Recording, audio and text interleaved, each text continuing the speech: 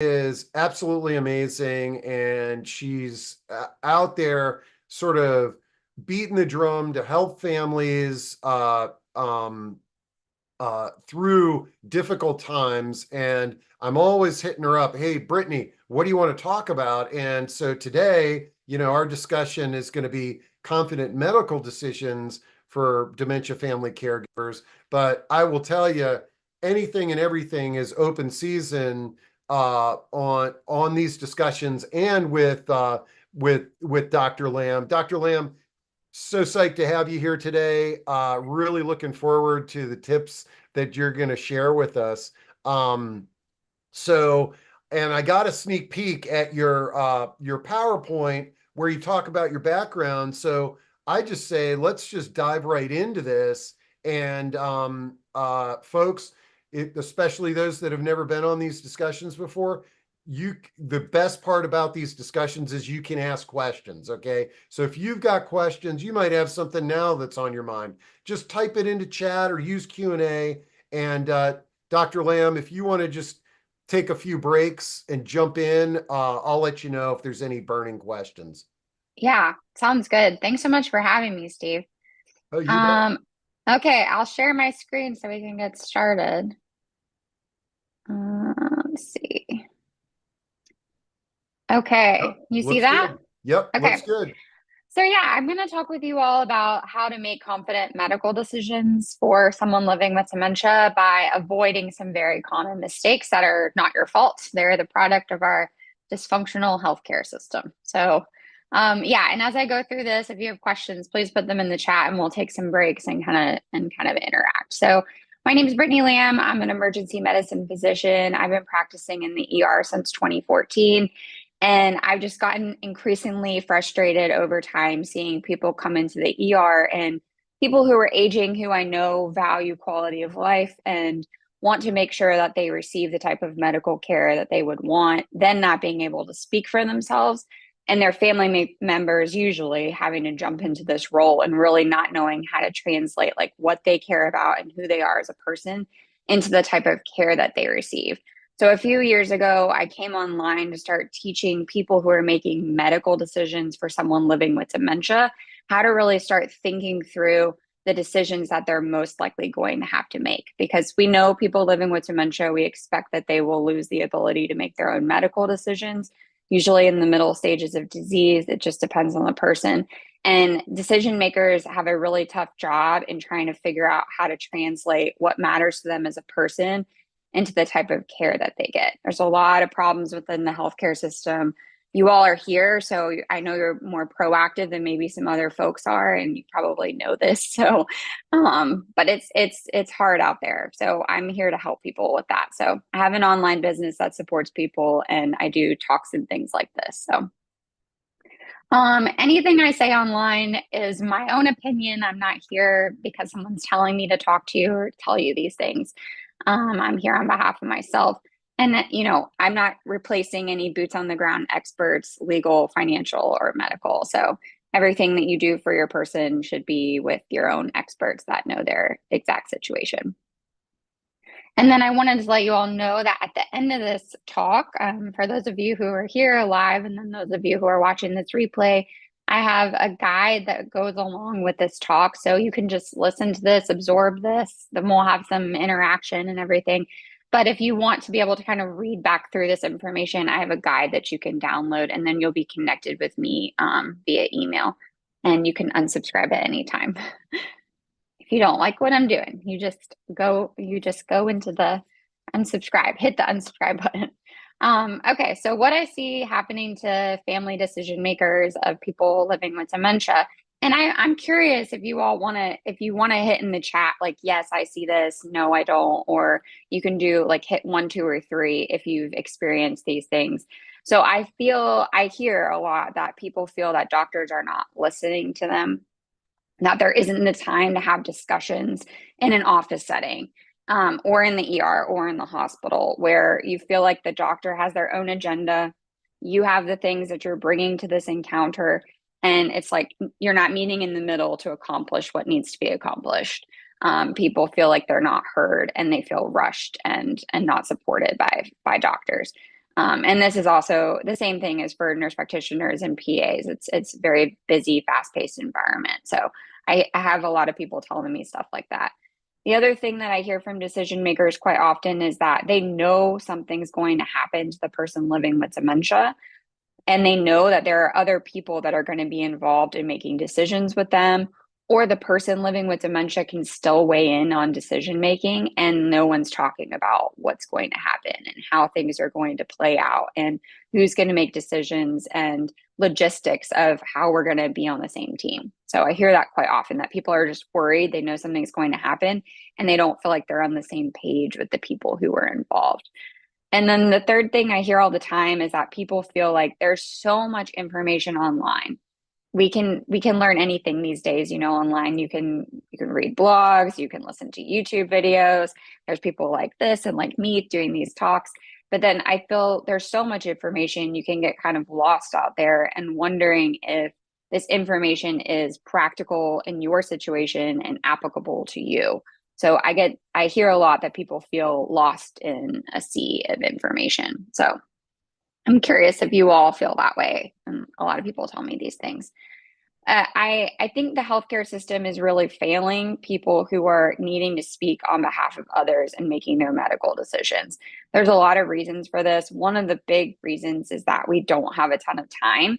And there are not a lot of financial incentives for primary care doctors and people in the office setting to have discussions about what is likely going to happen and how to prepare you to speak for someone else, right? The other thing is that inside of the healthcare system, we are supposed to, we are like, it's beat into us, as I'm a physician, that we need to respect patient privacy and autonomy and people's ability to make their own decisions. And when a person living with dementia is starting to lose that ability, I find that there's oftentimes not a great way to communicate that the person is not really able to make their own decisions or clearly isn't able. And then and how to actually signal to medical professionals, yeah, my person's not able to make their decisions and we need you to call us. Sometimes it's very obvious. Sometimes it's hard to, even when the person is not able to make their own choices, to be able to pick up the phone and call. I mean, I recently worked a stretch of I worked like 14 out of 18 nights. It just kind of worked out that way. I worked night shifts in the ER. And I saw multiple people living with dementia in the middle of the night. And I called a couple people, but they didn't answer. And I had to make medical decisions for these folks without much involvement of their decision makers. And so the healthcare system is a machine. It is a constant turning beast, right? And so there's this, we need to weigh out what's best for your person and then kind of what the standard of care is in medicine. And I just feel like without access to information ahead of time, people are really, really struggling to see what's coming and to think about it when they have the mental clarity and decreased stress. So there's so many problems within the healthcare system, but lack of time is one of the big ones. So, but this is the thing that I want people to really hold on to, is that you know who your person is, you know them best, you've seen them at their best, at their worst, in times of joy, sadness, sorrow, and then you know what makes them tick. You know what living means to them, you know what's important to them. And so our job as healthcare professionals is to help you connect who your person is to the type of care that they get. And so we understand what your person is up against and what's going on in the moment and what things are going to look like in the future, depending on what options we pick. I mean, we have a pretty good idea of what's likely to happen. And what we need to do is come together and bridge the gap between this knowledge. You know your person better than any healthcare professional, and we understand the medical side of things, what's going on and what might happen to the person and how these different choices that you have will impact the way that they live on a day to day. And what you really need is access to information that you can process on your own time, so you can start learning these things and applying this information to your own individual situation with your person. So I'm going to show you how to avoid 3 very, very common mistakes that people fall into that are not their fault. It's because of the healthcare system that we've all kind of come into this situation, because I want you all to have action steps. So I want you to have practical things that you can do so that you can protect your person living with dementia inside of our healthcare system. I want to help save you from being so stressed out. There's a lot of unnecessary stress that people carry around because they're not informed. It's not your fault, but that's what I'm here to help you with. And then I want you to be able to focus your time and energy on the other things that are important in your life, because people, those of you who are out there making medical decisions for someone else, you wear a lot of hats. You have a lot of other things happening in your life. There are a lot of other things that are important to you. And by taking off the mental load of the stress about what's going to happen and what am I going to do, it'll free up some energy so that you can spend time on things that are important to you. Okay, I want you to know what you need to do ahead of time because I want you to make medical decisions with confidence. And I do believe that that's possible. You just have to be prepared and informed to do so. I believe that people can make confident medical decisions trusting themselves when they have access to information ahead of being thrown in decision-making mode, especially in the ER and the hospital. Okay, so let's dive into the mistakes.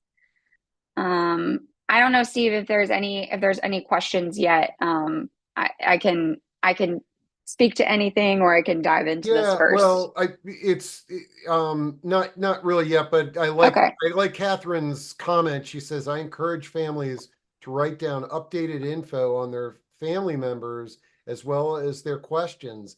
Hand a copy to the doctor when they arrive to help guide the conversations. It's a great Yes. tip, and it's something that my dad did the last time he was in the hospital. He just printed it out, he reviewed it, and he looked at it, and it really made his interactions a lot better with the medical staff. Yeah, it's so helpful when people, it's hard, it's hard to know what you need to ask. That's actually a big part of what I provide in this online program I created is the questions that you need to ask in all these different medical situations.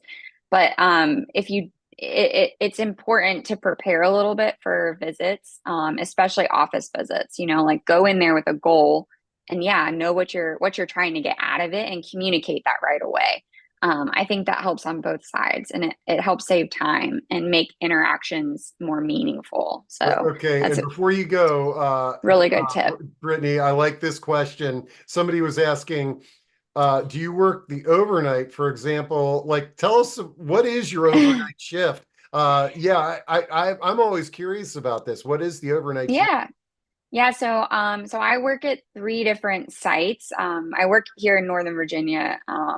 And so I work at the hospital, our main hospital, I either work 11 to 7 or 9 to 6. And then I have another place where I work 7P to 7A, and another place where I work 10P to 6A.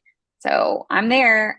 Sometimes in the freestanding ERs, I'm the only doctor there. So there's no other doctor like on campus. It's just me.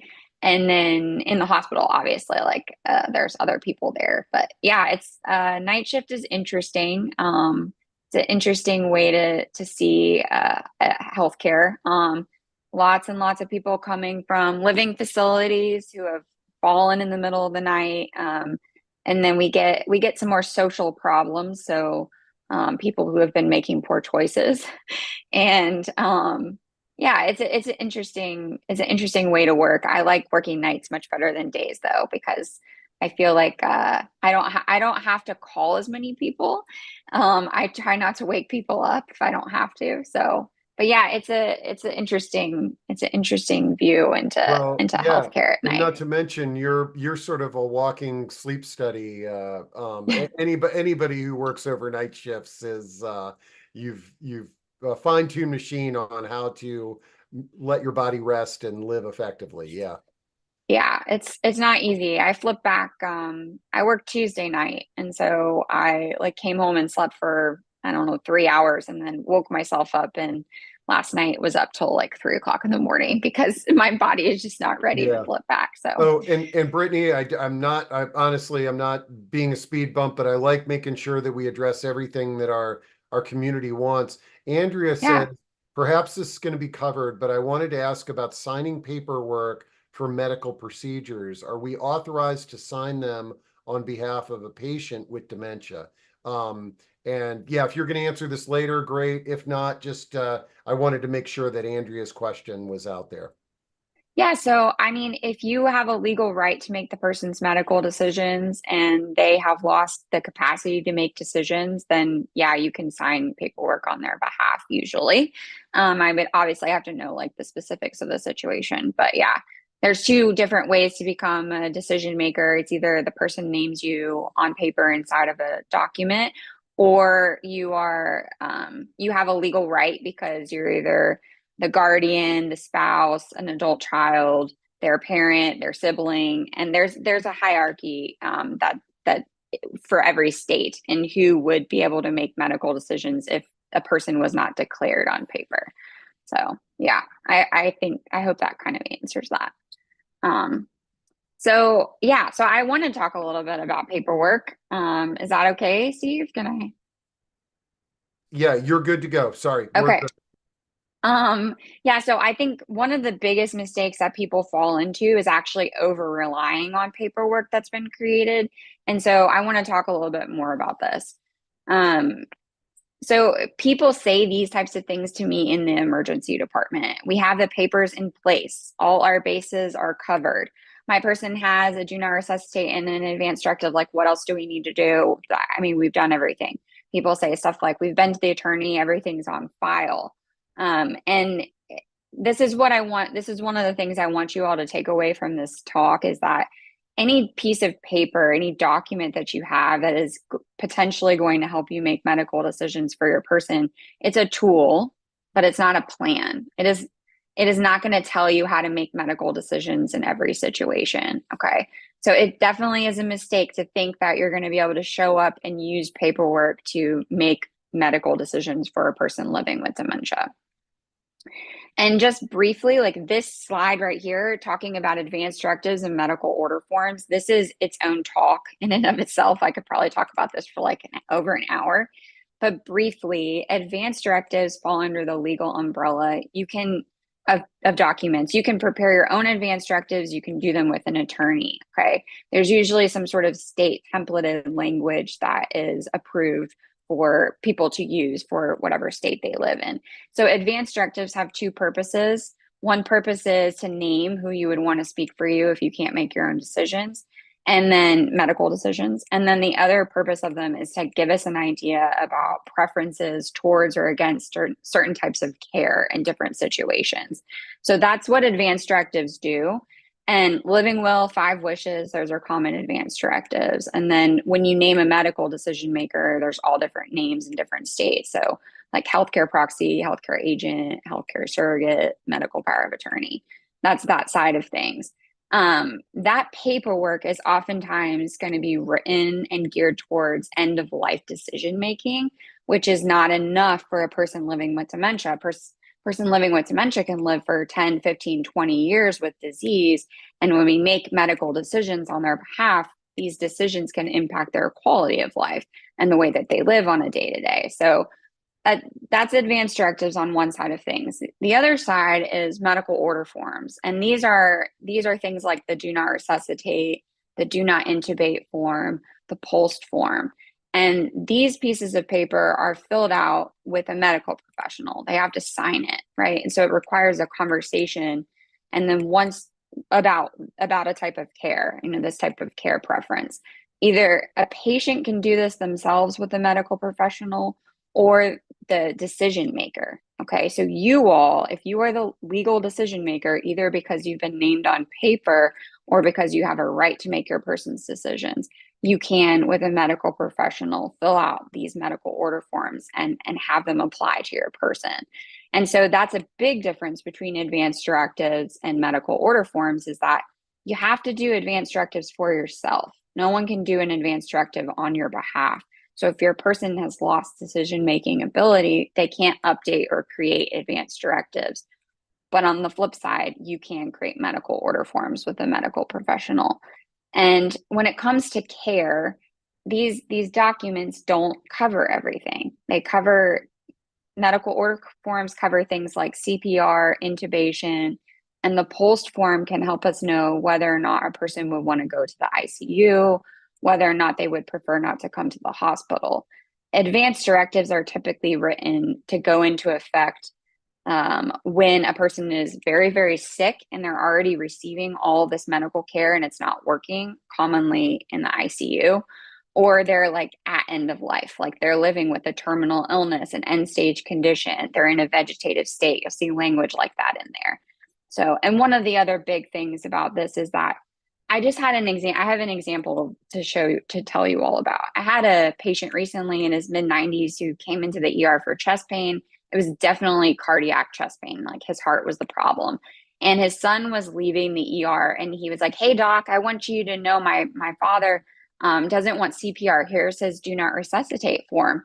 And I was like, "Okay." And so he gives it to me, and it wasn't a do not resuscitate form. It was a living will. And it said in there that if he was like actively dying or living with a severe end stage condition, that he wouldn't want to have CPR. It took me 3 minutes to read that and interpret it. And it actually didn't apply in his current situation.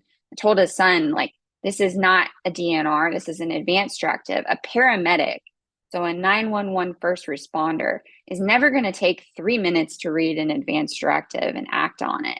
So if you don't have a medical order form, a do not resuscitate or a pulse form, a person's going to get CPR. Like in the time it took me to read that, we would have already started chest compressions and started resuscitating him because we didn't have anything else to go on. And of course, as a physician, if someone's telling me my person wouldn't want CPR, like I can make that judgment call, but not outside of the hospital. So it's an important thing to realize that advanced directives can't be interpreted by paramedics. Okay. You have to have a medical order form. So maybe one day, Steve, I can come back and do a talk on pulsed and this whole topic, because it could take a little while Oh to yeah, break yeah. down. No, and I can already see we'll get a few questions here when we open Okay. things up. Yeah, I'll just get through the end of this little section and then I can answer questions. So yeah, I want you all to find and read documents if your person has created them. If they've created advanced directives or they have any medical order forms, it's just important to read them and understand what they do and do not do. If any of you are ever confused by language in any of these documents, I have a few ways to help you. One, you can email me. Two, you can come into my Facebook group. It's called Medical Decision Making for Your Loved One with Dementia. And you can ask me questions in there. If you do go into the Facebook group, just make sure you agree to the group rules or it won't let you in. So those are ways I can help people. But I just want you all to realize that there's a ton of decisions that are not covered in these documents, like whether or not a person keeps going to see specialists, or whether or not a person gets screening tests for cancer, or we keep looking for new medical problems, or how aggressive we are when we find new medical problems, what medications they take on a day to day, if they have surgery. Okay. And then things like, if a person comes to the emergency department, do they stay in the hospital? Do they always need to stay in the hospital? When is that okay and not okay? And then goals of care are oftentimes not addressed at all inside of advanced directives. And it's frustrating. I mean, the post form does help with goals of care, but people need to use it, and understand it. So take action, find the paperwork, become aware of the holes, and then ask questions and get clarification. If a person did not create documents, we need to think about whether or not they actually have the ability to create documents. So we need to know if the person has capacity to still understand what this document's intention is, and to be able to engage in a conversation about what the purpose is of it, making decisions in the document, and then like what those decisions mean. So like naming a medical decision maker is a much easier decision to make than like detailing out what's okay and what's not okay in an advanced directive. So if a person still has the ability to make decisions, 100% make sure that a medical decision maker is named. That is very, very helpful. And custom tailoring advanced directives is possible. And I think that this is easier to do now with access to information online and becoming more educated and informed ahead of time. But I want people to know too that like you don't have to have advanced directives in order to make medical decisions on behalf of someone. So I had a client that I worked with whose husband had Lewy body dementia. He's since passed away, and she was really concerned about making how she was going to make his decisions because there was no paperwork, there was no advance directive. So I helped her come up with a plan for, thinking how to think through the decision she was most likely going to face, and so she could set goals of care and really consider decision making ahead of time. So we created this whole plan. So that's what I do with clients. But okay, that's the end of that mistake. So if I'm happy to answer questions about that, if there Um, are any. okay, let's see. What do we got here? I know once you brought up Molst and Pulsed, it was sort of, I saw things popping up. So Yeah. let's see what we got here. Uh, let's see. I gather you're referring to Molst document in Maryland that Hmm. is designed for EMTs. Now, the Hmm. Molst and the Pulse, they're not, I mean, they're ideal for EMTs, but they're designed for all medical professionals, correct? Yeah, so these are medical order forms that are portable. So they go wherever the person's living. That's how they're designed. They should be in the medical record, but they should physically go with the patient across all healthcare settings, at home, in a living facility, in the back of an ambulance, in the ER, in the hospital. And the idea of the Pulse slash MOLST. So Pulse came out of Oregon. It was originally called PULSed. Multiple states have created their own program. The Maryland MOLST form is the best form I've ever seen. It has a lot of care options. I really, really like that document. Virginia is now using the national PULSed form. So it's a good document. It's much better than a do not resuscitate because it gives more options and it helps protect against bias of healthcare workers, because a lot of times we see the do not resuscitate and we think that, oh, well, there's other things they wouldn't want. And that's not necessarily true. So but yeah, anybody living in a living facility should have pulsed most if it's available in their state. Yeah. And so they're medical order forms that go wherever the person goes, but EMTs can absolutely interpret them. They're taught to the parts of the form that are applicable in the field. Okay, great. Okay. Yeah. Now, you've still got another point, right? Um, like you've got more slides, correct? Yeah, yeah. I've got more stuff. Okay. I've got more So stuff. let's Yeah. let's Dixie, I want to address your problem when she gets through this. We'll have plenty of time, and Okay. uh and then we'll address the rest of them as well. Okay. Okay. Yeah, so mistake number two is really thinking that you're going to be able to show up in the moment and make decisions that are going to go in line with what your person would want. And this is really, really common. I think people don't realize like how overwhelmed they're going to be, especially when their person is not well or they're sick. And so there's things that you got to do ahead of time so that you're able to do this with more confidence and trusting yourself. So what people tell me is like, I don't know what to do. And this is what they tell me in the emergency department. I didn't realize there were going to be so many options. I haven't even had time to stop and really think about that. And I think that some of the root issues here are that doctors don't take the time a lot of times to ask what matters to people. And we wait too long to talk to people about what's important to them as far as how they're living on a day to day. Many physicians do not feel comfortable talking about this because they don't want to upset people. They don't want to offend people. They don't want people to feel like they're giving up on them. And the problem is that we wait too long to talk to people about what's important to them. It's also time consuming to talk about every single treatment option. And so this is what I'm about to share with you here is the solution to kind of maximizing medical interactions with people.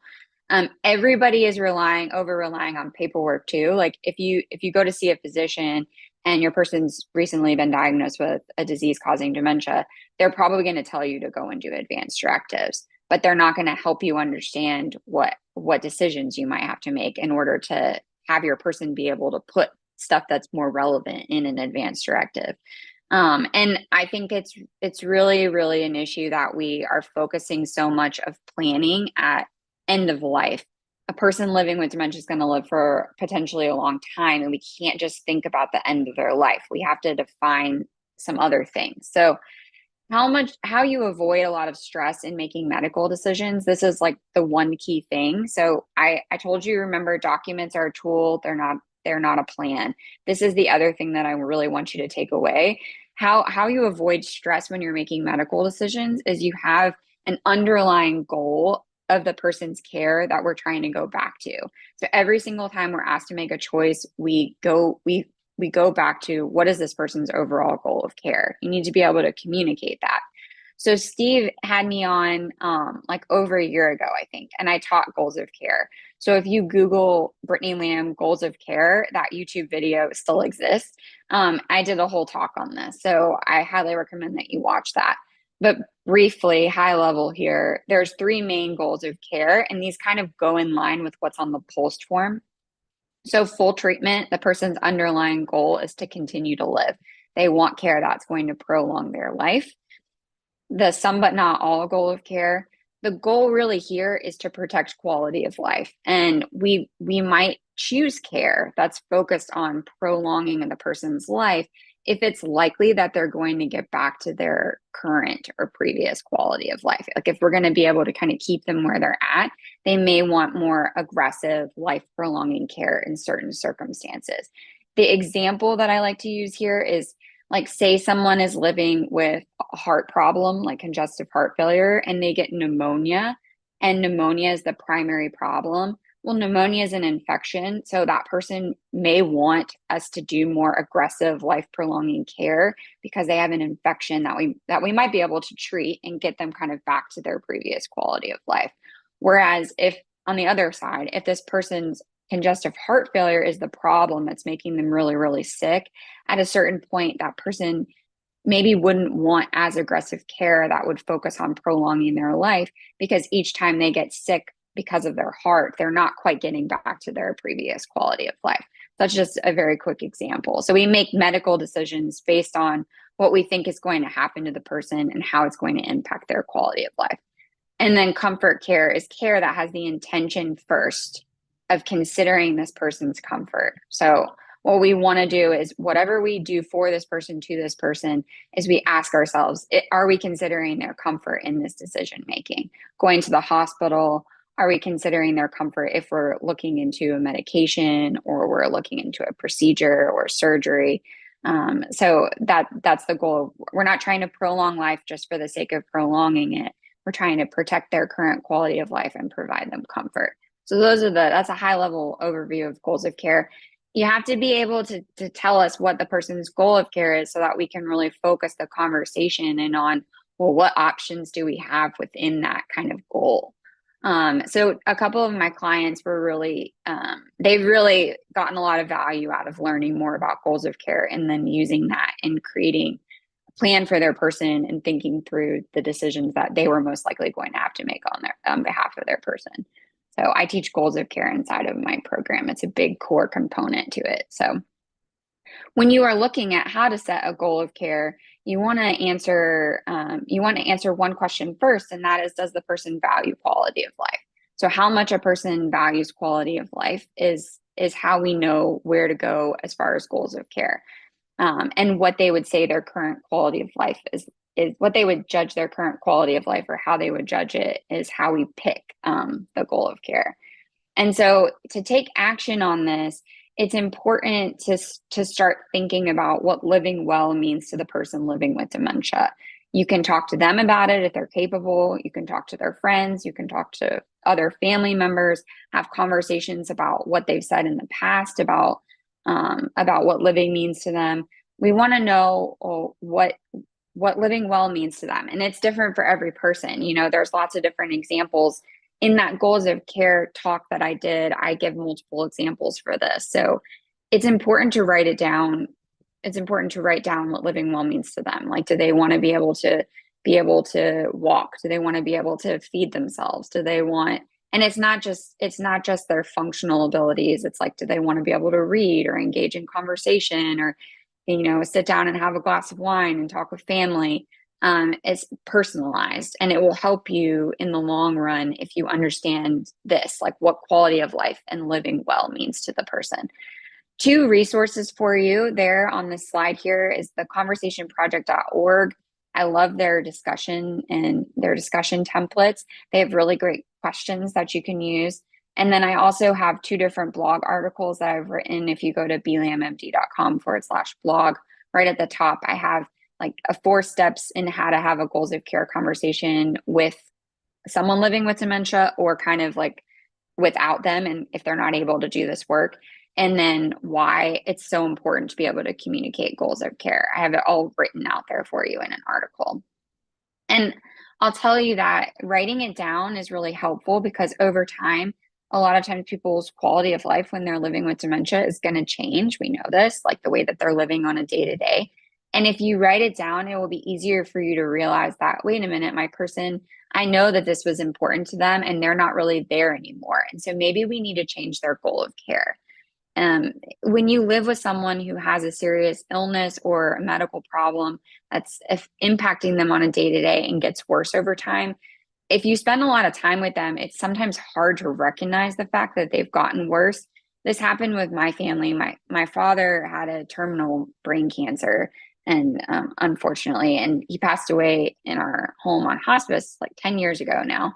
And looking back, it was like his quality of life was much worse than he would have been okay with earlier than we really realized, because his decline just became so normalized to us. So it's really important to write it down because it will help you over time realize, oh, wait a minute, we need to change things. And I just want you all to think about this for a minute. If you don't have a goal of care defined and you show up in an emergency department, there's like a whole host of things that we can do to a person, prolonging their life, protecting their quality of life, focusing on comfort. And so if for me as an ER physician, sometimes I feel like all I can do on the shift is I've got 15, 20 patients. I'm popping in and out of rooms. I'm trying to make sure that nothing bad happens to people that's going to negatively impact their life, like long term. I'm really trying to make sure the people who need to be in the hospital are put in the hospital and the people who can go home can go home.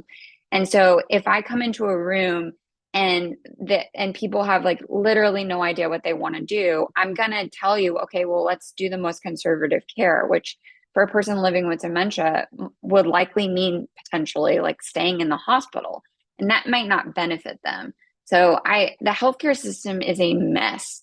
And the emergency departments are crowded and busy, and your person's care will be impacted by what's going on in the ER and in the hospital if you're not more prepared. And this is like a foundational thing, because if you know the person's goal of care, you can say, hey, Dr. Lamb, wait a minute, I know you're really busy, but can you just come back here when you have a couple minutes? Because we have an overall idea about what's okay and what's not okay. And we just want to make sure that whatever treatment decisions we're picking really go in line with what my person would want.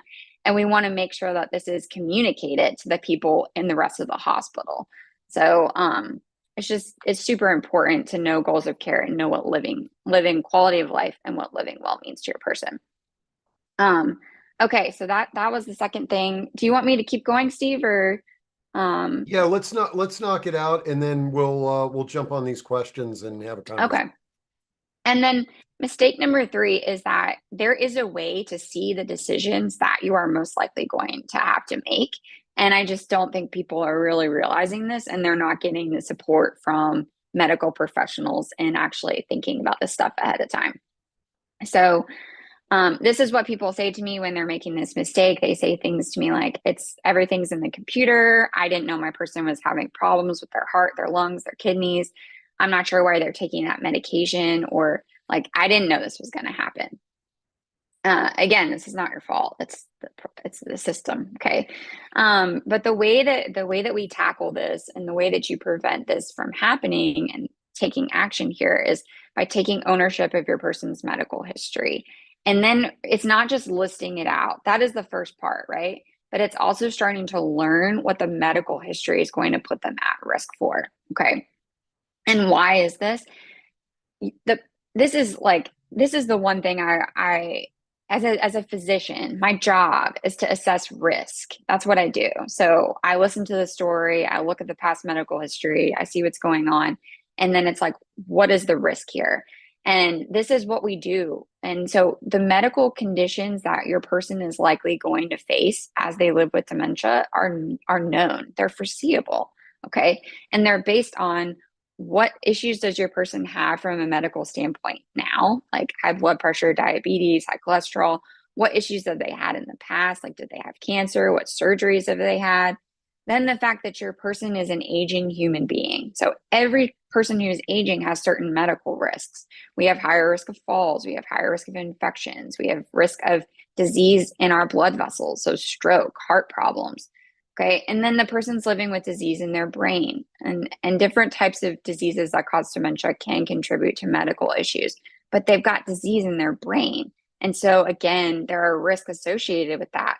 All of these things come together to tell us what decisions you are most likely going to have to make based off your person's individualized risk.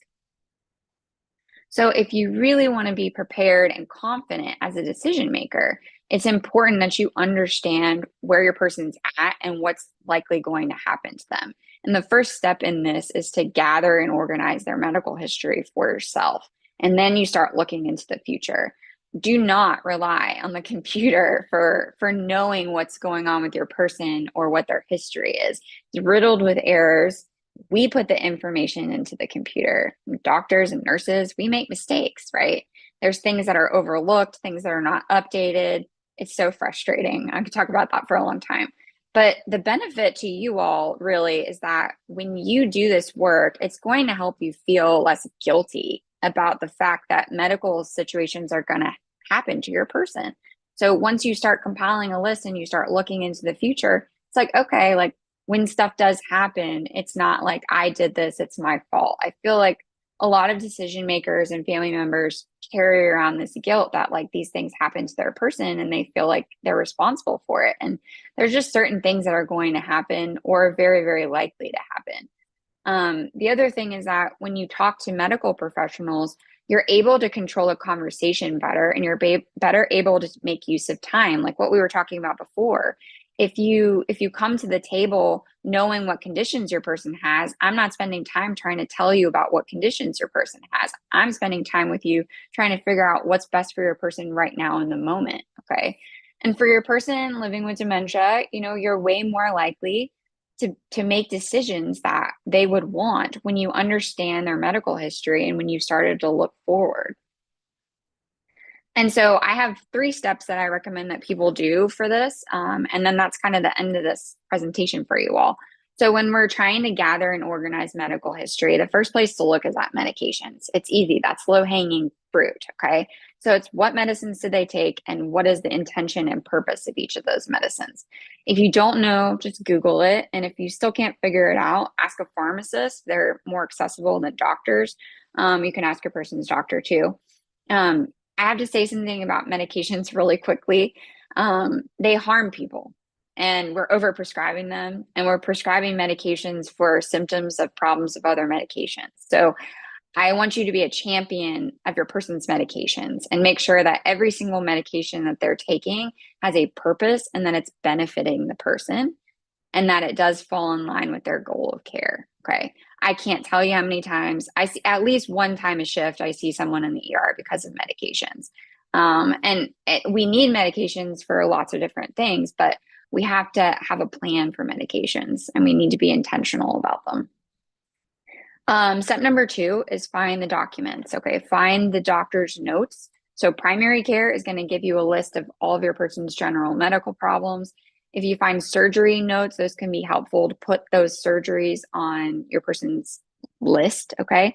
And then if they see a specialist, cardiologist, pulmonologist, neurologist, whatever, those notes tell us more information about the organ that they're treating or whatever system that they're treating, and can give us more insight into what might happen to the person, what they're looking for, what they're watching. Okay.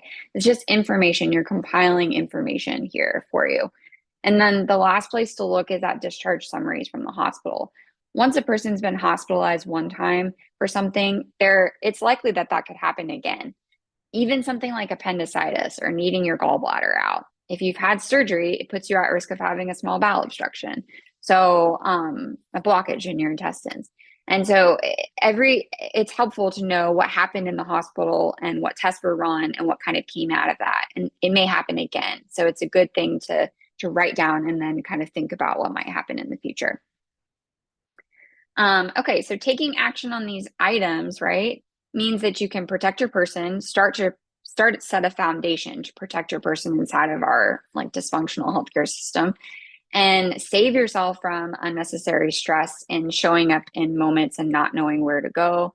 And then it really is a way to focus the time and energy that you have back on what's important to you in your life, not just this part of your life. And so, just to recap, there are like three big things that everyone who's making medical decisions for someone else really should do, but especially if someone's living with dementia, is find the documents, read them, see what the holes are in there. Can your person update their documents or not? Okay. And then number two is discuss and define like what quality of life means to your person, what living well means to them, so that you can start to figure out what their goal of care is and when it might change. You can start thinking about that. And then the last thing is really gathering and organizing their medical history so you can start looking into the future and trying to figure out what these conditions put your person at risk for, how they are treated, so that you can start thinking through these decisions ahead of time. So a lot of times people tell me that they're like, "Oh, Dr. Lamb, I'm juggling a lot. That's a lot of, helpful information, but I've got a lot of stuff going on, and I really just want to put my head in the sand and deal with this later." And I mean, we're all human beings, and this is not like an easy thing to do, but this is important if you want to really show up to decision-making moments and feel good about them and feel prepared and feel ready to take back control and disrupt the patterns that are going to happen inside of the healthcare system. It's in your control to do this. You have the right to do it if you have a legal right to make your person's medical decisions. It's a matter of if not when it's a matter of when, sorry, it's a matter of when they're going to have a medical problem, not if. I mean, things are going to happen to a person living with dementia. So it's important to take back control and really take action and avoid these mistakes. So I think that it's a way to have less guilt when you're making decisions, not to carry around so much mental load and stress about what might happen to you. This is the way to really set a foundation to making the best choices for your person, preventing arguments with families. And then ultimately, at the end of the day, what we're trying to accomplish is making sure the person living with dementia receives the care that they would want, right? When they're not able to speak for themselves, you're their voice, and we're trying to make sure that they get the care that they would want. So I want you all to just commit to not living in reactive mode and commit to living in proactive mode as much as possible. Avoid crisis decision making. So if you all are interested in getting the written guide that goes along with this so that you can print it out and kind of go through these steps, you can scan this QR code, or you can go to blammd.com/3mistakes. You put your email in there, and then you'll be connected with me. I answer almost every single email I get. I do my very best. I probably miss one now and then, but I do my very best to answer every email I get. And if you're interested in working with me inside of my program, Make Your Plan with Dr. Lamb, you can just ask me for more information about that. I actually just filmed a video recently that kind of goes behind the scenes and what's inside of it and how I designed it. So I'm happy to share that information with you all. So, All okay, right. Steve, That tell was me what awesome. we've got. That was great. Okay. Really good. And let's see. Let's try to address some of the questions and topics, but I let me get to Dixie's because she always has some great questions. And Dixie is a social worker for Iona Senior Services, so she has a great perspective on things. But she asks, can you speak to the institutional policy changes that can help prevent our frequent flyer elders by establishing detailed goals of care documents with every single admission? It is a Mm. great opportunity to promote reality and best practices, and and so that ER can be avoided altogether. So yeah, good question, Dixie, and I'm curious at Dr. Lamb's response. Yeah, so I mean, I think that you have to have institutional buy-in for getting people to do that work. And so I think part of the problem with it happening in the hospital is that you have to have time to have goals of care. So like of course social work can be involved in this. And I think that I think like social workers already know how to do this. They already know how to have these conversations. It's just maybe maybe getting more buy-in from everybody that they're willing to do this. And then also palliative care oftentimes will get involved with goals of care conversations. But I feel like you have to get buy-in from everybody to know that this is a priority. And it's not happening where I work. And so, that's a big reason why I'm here is because this isn't happening. And I think it's part of the problem is because it's time consuming. And I also think that a lot of times in the hospital, people get upset sometimes when we talk about goals of care because they feel like we're giving up on them because we're talking about it so late. I mean, really, what should happen is as soon as someone's diagnosed with an illness that's going to impact their quality of life, we know that, then we should get palliative care as an outpatient on board and we should establish goals of care and when we should change them immediately. But the healthcare system is not financially incentivizing that type of conversation. So, I mean, Dixie, I think you should email me because I would like you have all this experience, right? And I am an ER doctor. So, um, like the what happens inside of the hospital, like that's not part of the medical care is, not a day-to-day thing that I do. So how to help and make a big difference in that matters to me a whole lot. But I think you may have some good ideas. Maybe we could I bounce love some it. ideas Yeah, off of each other.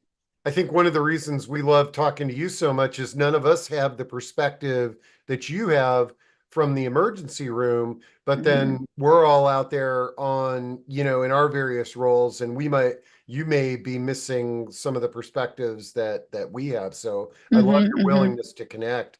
Um, let's see.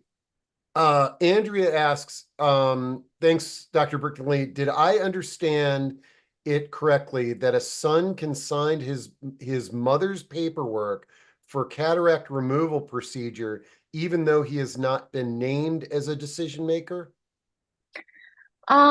So, you know, yes, I mean, yeah, like he could consent to it if if he has a legal right to make medical decisions. It depends on the family situation, right? So and also what state you're in. So in the state of Virginia, it's a guardian first, then it's a spouse as long as they're not going through a divorce, and then it's adult children. And so when you're making medical decisions with adult children, it's like how many kids are there? And you want to have general consensus that everybody is like agreeing to whatever decision is made, which is why it's so important to have plans in advance for what's most likely going to happen. Because in the moment, trying to come together to make decisions can be really challenging.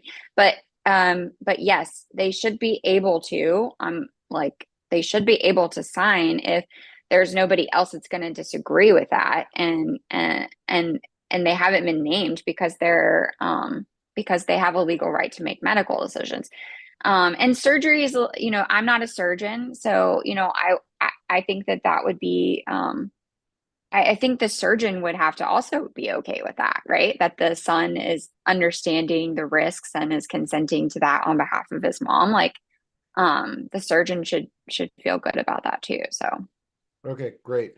And then Richard asks, can an advance directives be changed by a medical power of attorney or agent where conditions have changed, like a new no, primary care physician? no, you can't update. And then once a person loses decision making capacity, you have to change your own advance directive. Okay. So yeah, you cannot change someone else's advance directive.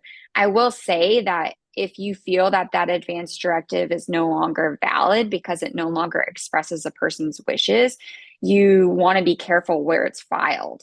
Like I had a patient in the ER several years ago that had flu and the husband's the decision maker and her directive, it's 20 years old on file in the hospital. It said that she wanted every medical intervention done until it failed essentially.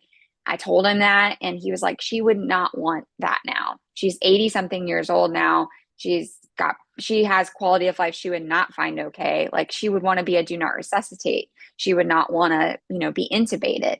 And I was like, you might want to think about getting that document removed from her file. So I think we always want to do what's best for the person, right? Like that is our goal.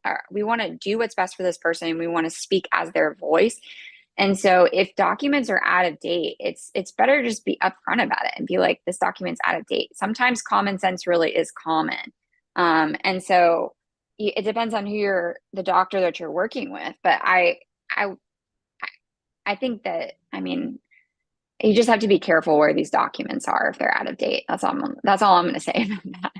Got it. Okay, Miriam has a really good question, and I'm interested in your thoughts on this. Is that she asked, is there any recommendation you have regarding health literacy issues? Yeah. So, for example, documents for older adults. For example, are brochures better than digital reports? Portals seem to be Mm, inaccessible at times for older adults to receive info and medical records. Just a great question there, Miriam, and mhm. I'm interested in what you see in terms of communicating information to older adults. Yeah, I mean, I honestly don't know. Like, I don't have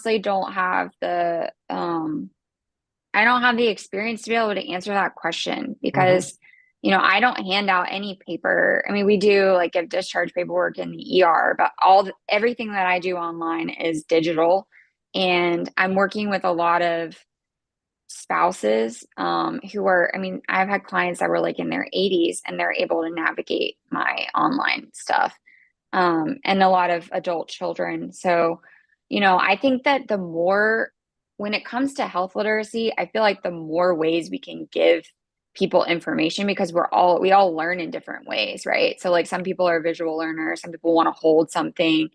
I think it's dependent upon the person. And then of course there's like hearing issues, visual issues that we have to consider. So I think it does matter like what target what you're trying to accomplish probably, and then who you're trying to speak to. But we definitely need more health literacy. I mean, a lot of what I do is like inside of my program is just provide provide general medical information about conditions that people are at risk for, and it's stuff that everybody should know, really. Yep.